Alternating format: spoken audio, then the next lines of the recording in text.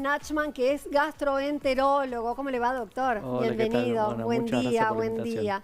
Buen día. Bueno, estamos muy interesados en saber acerca de la salud de Jorge Lanata, sobre todo por este tema de, ¿cómo se llama esto que está padeciendo él ahora? Isquemia intestinal. Isquemia intestinal. ¿Qué es, doctor? Isquemia intestinal es la imposibilidad de la llegada del flujo sanguíneo al intestino, generando una lesión en el intestino, como se conocen en otros órganos también el infarto, que es la interrupción o la disminución del flujo sanguíneo a un órgano que genera un daño. Este cuadro es un cuadro, sobre todo la isquemia a nivel del intestino delgado, es un cuadro muy grave. ¿Por qué? Y porque, nada, en situaciones ambulatorias, alguien que no está internado tiene una tasa de mortalidad que puede llegar al 70%, siendo que a veces uno se demora en hacer el diagnóstico porque aparece como un dolor abdominal, pero en el caso de él se encontraba internado, por eso el signo de alarma, y esto se pudo encontrar a tiempo y se operó, pero en cuadros que están ambulatorios en su casa, si esto ocurre, es un cuadro que tiene alta tasa de mortalidad. Y lo que se hizo, se operó, ¿sí? Se resecó la parte del intestino que estaba visiblemente afectada, porque toma otra coloración cuando falta la irrigación, y se hace una cirugía en 2 tiempos, que es no unir el intestino que se reseca o se corta, sino esperar a ver cómo están los cabos, que son los extremos del intestino que se cortó, para ver si tiene vitalidad, si tiene buena circulación. Claro. Y a partir de ahí intentar unir o reanastomosar.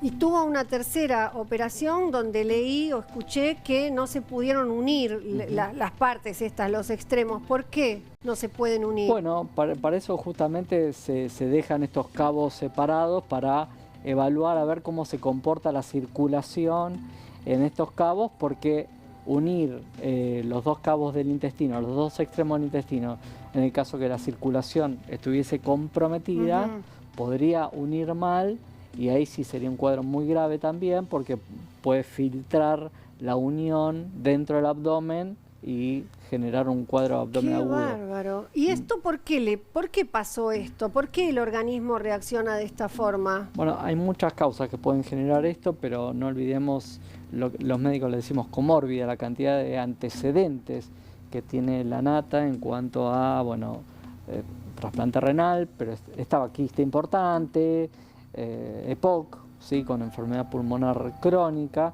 y todo esto va generando sobrepeso, va generando daño a nivel de la vasculatura, y justamente esta vasculatura puede tener placas de ateroma, en algún momento se puede romper. ¿De grasa? O sí, es como grasa incluida dentro de los vasos sanguíneos. Como colesterol. Exactamente, y estos generan, a veces pueden generar algo que se llama accidente de placa, que es generar un trombito cerca de estas placas de ateroma y obstruir o poner crítico el flujo sanguíneo hacia determinados órganos. Ajá, y ahora siendo que, bueno, me quiero correr un poco del tema exactamente Jorge Lanata, cualquier persona que tenga en este momento un familiar o esté pensando cómo, varias cosas le quiero preguntar.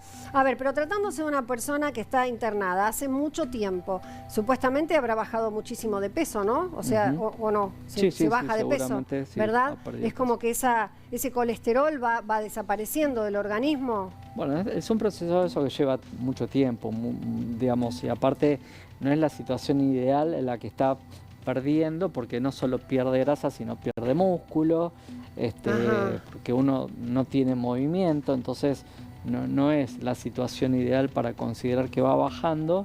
Sí, por eso va a la clínica de rehabilitación. ¿Por qué va del italiano a la de rehabilitación? Bueno, yo no soy médico de cabecera hoy en día de él, ni sé qué pasó pero obviamente este tipo de pacientes que salen de un cuadro respiratorio, que estuvo en asistencia durante tanto tiempo, con tantos antecedentes, necesita una serie de cuidados un poquito más intensivos de lo que puede estar en un domicilio. Por eso es que va a un centro de rehabilitación para hacer kinesiología, controles más estrictos, y después recién ahí poder autovalerse y estar en su domicilio. Por eso hay un paso intermedio a veces, después de un cuadro tan prolongado como el que había tenido él, con tantos antecedentes, como para tener un cuidado un poquito mejor y lo que nosotros denominamos rehabilitación, kinesiología, que hasta poder volver a estar en actividad. Pero todo ese tratamiento y todo ese movimiento, ¿todo es mientras que está sedado?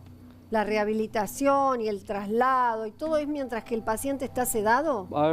A veces puede ser, hay centros de rehabilitación donde hay asistencia respiratoria también, con respiradores, eso puede suceder, insisto, desconozco el caso de él, pero puede suceder. En general uno intenta que esté en las mejores condiciones del paciente como para ir a un centro de rehabilitación. Ajá, ¿sí? Claro, claro. Y este tipo de cuadros de isquemia intestinal, digo, ¿cómo tiene vuelta atrás, digamos, sigue perdiendo parte de su órgano, ¿no?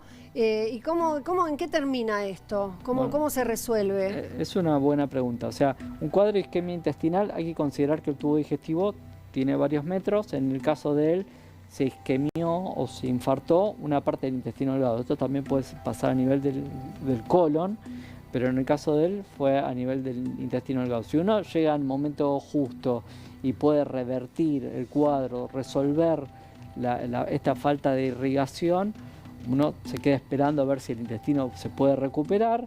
En el caso que hay un daño intestinal, si ya no hay vuelta atrás, hay que resecar una parte del intestino, que es la que está afectado, y después evaluar cómo continúa.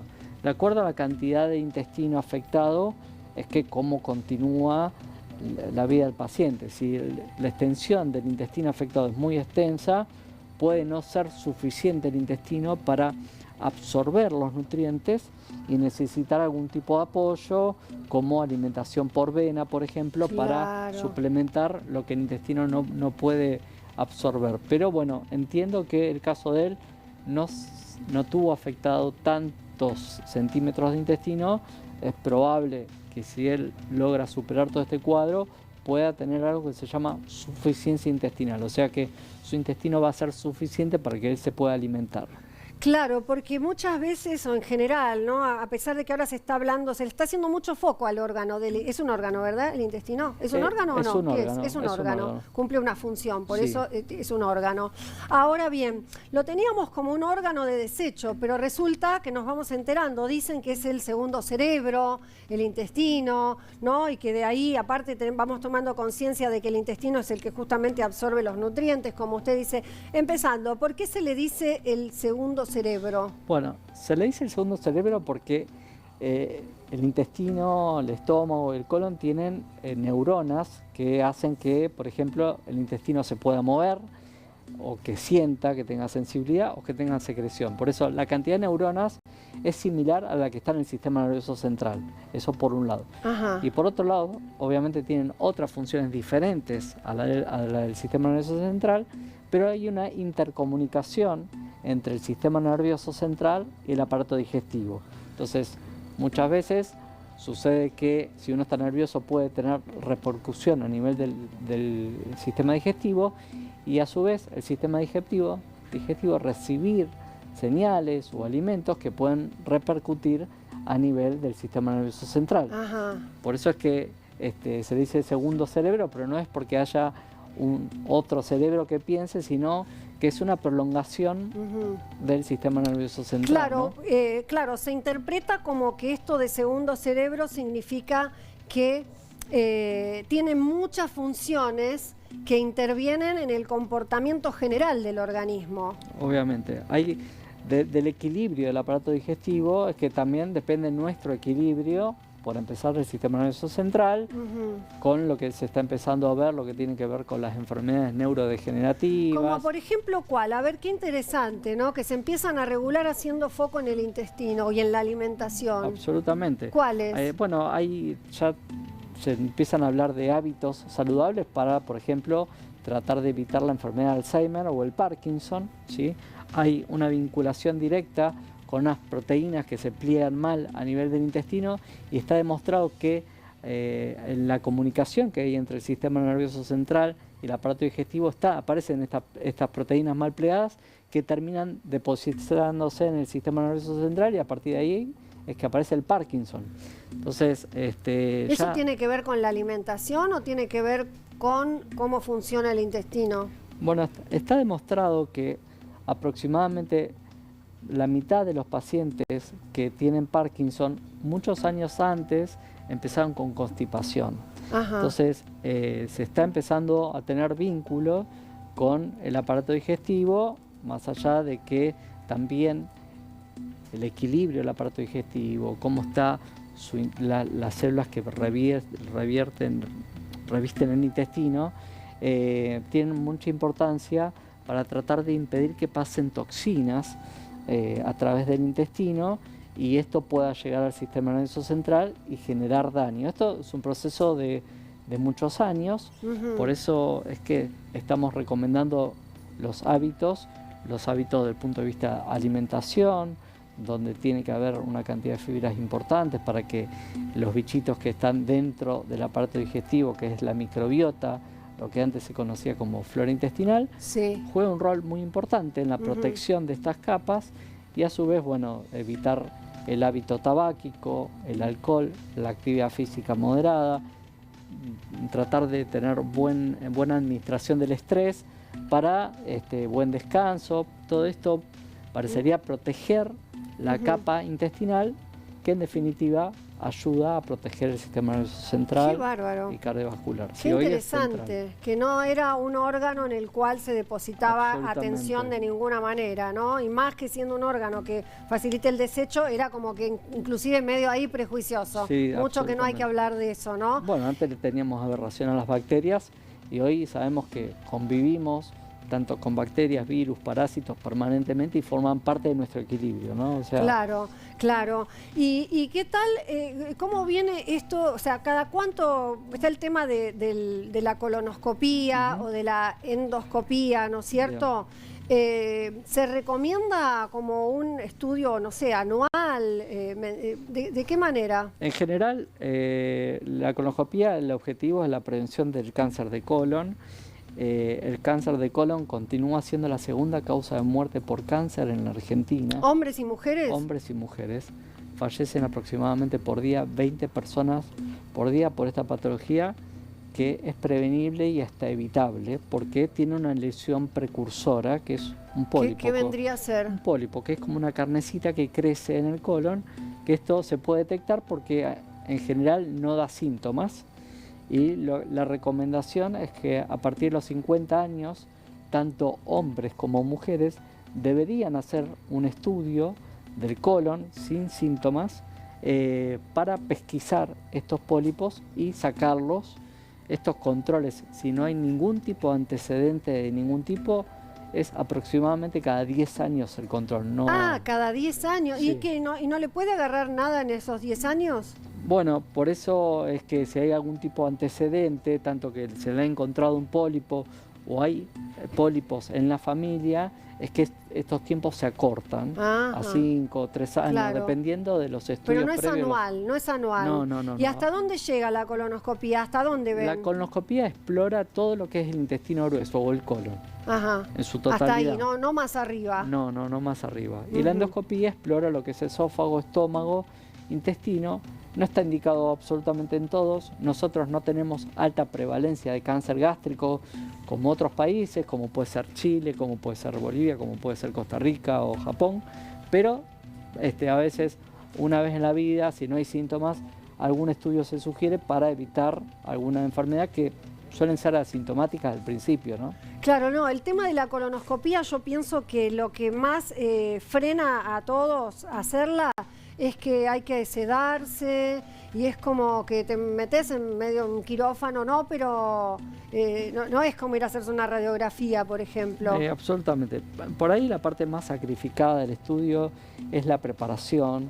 Hay que hacer una limpieza del colon previa, que esa es la mayor limitante. Después, la anestesia es una sedación, es hasta una sensación placentera, no es la anestesia como se conoce, la anestesia de una cirugía. Hoy las sedaciones han modificado, las drogas han evolucionado y estos procedimientos son seguros a la hora de la anestesia, así que no es... La anestesia, sí, hay que hacérselo, hay que hacérselo sí o sí. Sí, hay que hacérsela la colonoscopía. Es un trastorno ir a hacérsela, la verdad, pero, Sí, hay que hacérsela si no hay igual. antecedentes, una vez cada 10 años, Sí. me parece que... Y para terminar, doctor, bueno, agradecerle primero toda esta charla que nos pone un poco más, nos ubica un poco más de sobre todo lo que está pasando con Jorge Lanata y es extensivo a todos los que nos escuchan. ¿Algunas recomendaciones finales que usted quiera dar para justamente beneficiar nuestra salud, si quiere en su área o en general? A ver, esto abarca a todo el organismo, la salud de todo el organismo, tiene que ver con nuestro estilo de alimentación. Obviamente no deben faltar, sin irnos a los extremos y rasgarnos la vestidura si vemos comer a alguien una hamburguesa, por ejemplo, Sí. pero que la base de la alimentación debería tener buena cantidad de verduras, frutas, semillas, legumbres, tener alimentos fermentados, como yogur, kefir, chucrut, carnes esporádicamente, no todos los días. Claro. Actividad física regular es importantísima. Sí. Alejarse del hábito tabáquico, consumir muy poco alcohol, buena gestión del estrés, buenas relaciones interpersonales, porque eso demostró que mejora no solo la salud digestiva, sino la salud del sistema nervioso central y cardiovascular, cosas que son fundamentales. Bueno, muchísimas gracias. Con el doctor hablamos, Fabio Nachman. Doctor, un placer. Muchísimas gracias por estar con nosotros. No, por favor, faltamos. Lo esperamos cuando guste. Bueno, muy bien, muchísimas gracias. Bueno, interesantísimo todo lo que nos ha contado el doctor. Y les presento